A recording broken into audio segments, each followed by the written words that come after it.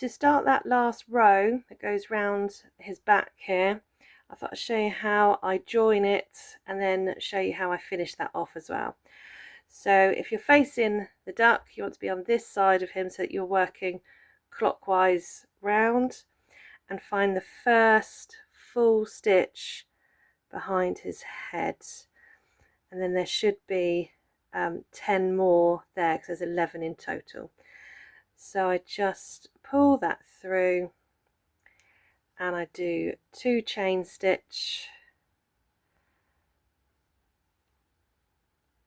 Oops.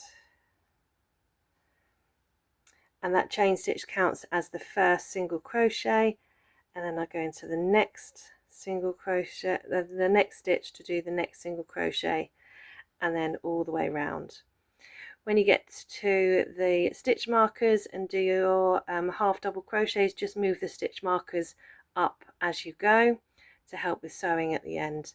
So I'll meet you back at the other side to show you how I finish that bit off. So I'm just coming up to the last single crochet now. It's a little bit more fiddly now that he's got a stuffed head. So that's the last of the single crochets there. Oops. And then what I do is I do one last slip stitch from the first one across behind his neck, just to make that nice and secure.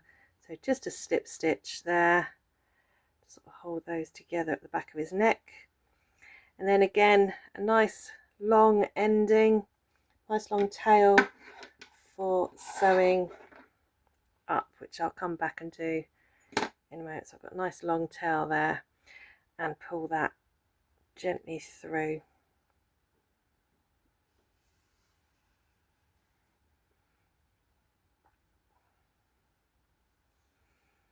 Okay,